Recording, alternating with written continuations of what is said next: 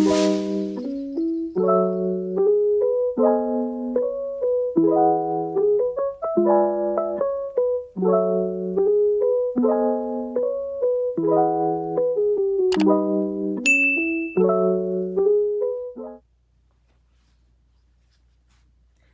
up, everyone? Welcome back to another video. If you are new to the channel, welcome. Please go ahead and take a seat, hit the subscribe button and the notification bell so you'll be notified when I do post a new video. For the ones that has already been subscribed and been loyal, still watching the old videos, thank you guys so much. I'm not gonna talk too long because I know a lot of people like to go ahead and hear what the video is about and go ahead and get into the content. So that's what we're gonna do. So today's video is gonna be about what to do when arriving to a new facility as a travel nurse or agency nurse. So I'm just gonna be giving you guys a few tips on what I would do if I'm a new nurse at a new facility. I know in today's time we do have a lot of people doing agency more and travel nurse more, so these tips, I hope they are very helpful for you guys, for the ones that are pursuing traveling and agency nurse. Okay, so first thing first, I'm going to ask about the most important things that I need to know first off. So the first thing that I have on the list as important is going to be where the med room is. And I'm not going to do it in order from priority to, the greatest to the least. I'm just going to throw it all in there so you can ask these questions in whatever order you want to, but all of them are important. You're going to want to know where the med room is because it's essential. You have a lot of things in the med room. You have all of your stock medications, over the counter. You have scheduled antibiotics. Most of the time, they are in the med room in a refrigerator. And as far as the refrigerator goes, you need to know what's the code to get in the refrigerator. If you need a key for the lock. What else is in the med room? You normally have all of your supplies, syringes, your feeding for your G-tubes, your needles for if you need to give an injection, all of the things you need if you have to start an IV. Like literally everything is in the med room. Band-aids, alcohol swabs, extra machines, lances for your blood pressure, blood sugar machine, spoons, cups, whatever. And just a place to freaking clear your head. The med room, you need to know where that is off the top because that's very essential for you as a nurse. Okay. The second thing I would want to know is where the supply room is. Now, some facilities do not have a supply room, but most that I have worked at have a supply room because they can't fit everything in the med room. So the supply room just have extra things like extra over-the-counter medication. All the stuff that I just named, the stock room has all of it put away because you can't fit all of it in the med room. However, some people don't have that. They just have it all in the med room, but most of the time they have a supply room. So you need to know where that is in case whatever you need is not in the med room. And those two kind of go hand in hand. You still need to know the code to the door and also if you know the keys. And that's going to bring me to my next tip, which is you need to ask about the codes to the doors and the keys to the doors. Some facilities have both. Some facilities have either or. But you still need to ask about those codes.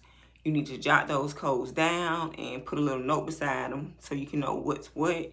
And then you also need to know if it's keys. You need to know what key goes to what door and so on and so forth. Those are very important.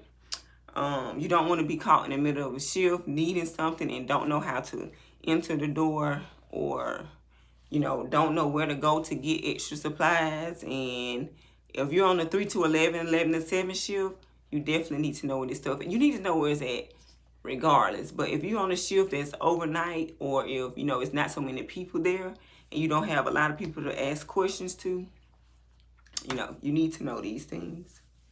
And And then my next tip is important numbers. So you're going to want to know the DON number, your supervisor number, the doctor's number, um, and another thing that a lot of people forget, risk manager. You need to know her number, contact information as well, because if you have an incident that happens, a fall or anything, something happens to a fellow coworker, anything, you need to know the risk manager's number, DON, supervisor, and of course the doctors, because you just don't want to be scrambling looking for stuff when something happens. You want to have all of your things organized, and being that you're new to the facility, you know you don't know nothing, so it's important to have all this stuff jotted down, and try to have you like a notebook. You don't even have to have nothing this big, but you know, maybe something like this. Just jot everything down, or maybe some sticky notes. Have something available to write all this information down, so you will have it so you can be a successful nurse and your shift will go smoothly. It sounds like my voice is shaking, y'all. Excuse me. And then the next tip I have is facility codes. So you need to know what color they use, and most of the time, you know, they use kind of the same thing. Sometimes one or two will be different, but you need to know the name of the codes and the colors they use, and you know what goes with what. So kind of make you a little note. Purple is what's it called, elopement, whatever the storm code is, whatever when somebody's trying to rob y'all, code black, or whatever the case may be. You need to know your facility codes. And then another thing, the reason why I say you need to know these as well is because not only if it happens you need to know what to do, but if state's in the building and they just don't happen to come up to you and ask you this, like, because I've been asked this before, they're going to want to know, are you, capable? So make sure you know this because it's very important. May I help you? I want more milk. Okay, can I finish my video first? And then I'll get you some milk, okay? Okay. Step out, okay? I'm going to come get you some more milk in a second. This is no milk. It's milk. It's more milk. Right. Step out. Go. I'll be in there in a second, okay? Okay. Okay, so excuse me. Let's get on to the next tip. Did I finish facility codes? Yeah, pretty much.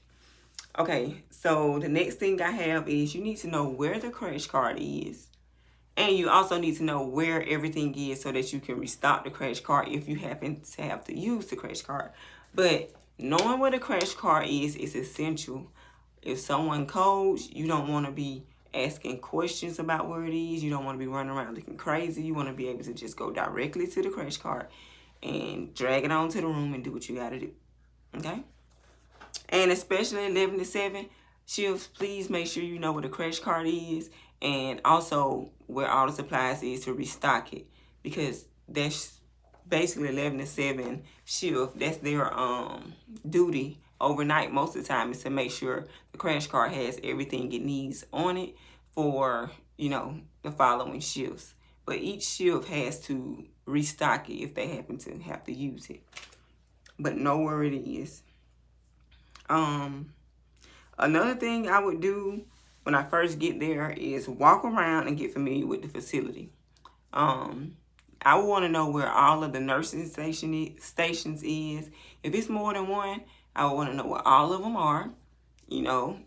Just get familiar with it in case you have to go and ask another nurse for something. You just want to know. You don't want to be getting lost. Some facilities are, I wouldn't say really big, but if it's your first time there, it seems like it's big because it's just a new environment and you will get lost because it's a new environment. So just get familiar with that. I will also get familiar with the residence room just to see what's in there, what's not in there. Because I went to a lot of facilities that have the sinks like on the outside, so it's easy for you to wash your hands. Because some people don't like going in the residence bathroom, washing their hands and cleaning up. So if that's something that you don't, you're not comfortable with, I would walk around and see if they have sinks for the nurses. I would see, are they 2-bedroom, 1-bedroom, how big they are they clean? Just get familiar with, where you'll be working at. So basically that's pretty much everything that I would do as a nurse going into a new facility. I would just want to know where basically everything is, and just ask, questions. Whatever makes you comfortable at a facility, make sure you just make that known. Ask about that topic, so you can be just a successful nurse. It's just something within you as a nurse. Whatever you need that you think that's going to make you be able to have a wonderful shift, a great shift, and be able to perform great, just ask those questions. Make sure you know what everything is that's going to help you, so you won't be struggling, so you won't be behind. And that's pretty much it. Once you ask these questions, it'll most likely open up the doorway for them to give you all the information that you need. So you won't have anything left out. You won't forget to ask anything. So I hope those tips were helpful.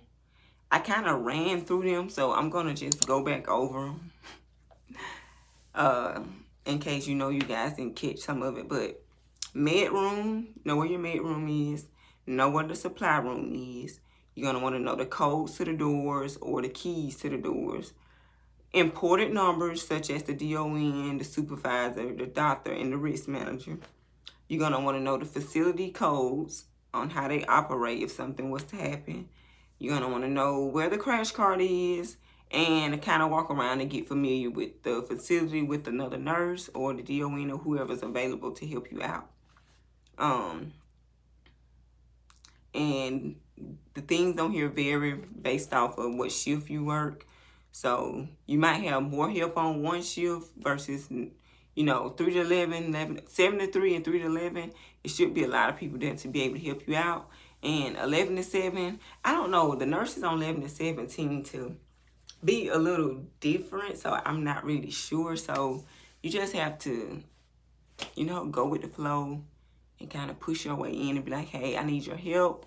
Can you help me with this real quick so I won't bother you no more? Because in this day and time, a lot of people just don't like to be helpful, don't like to be bothered. Everybody is burnt out. So, just try the best you can. I'm sure it's at least one helpful nurse out there that don't mind helping you out. Now, to get into why it's been so long since I've been posting, I just had a lot of things to change, you guys. But we'll get into that in another video. But I will be trying to post every single day. You might see me in the same clothes on different videos, because I'm going to try to record more than one video in a day. And that's just so I can get more content out for you guys. So don't let me stop. So don't be talking about she had it on yesterday, because I didn't. It's the same day. I'm just trying to get more content out for you guys. I do appreciate you guys watching the video. Please don't forget to give it a big thumbs up. Subscribe to the channel if you haven't already subscribed. And hit the notification bell so you'll be notified, okay? See you guys in the next video.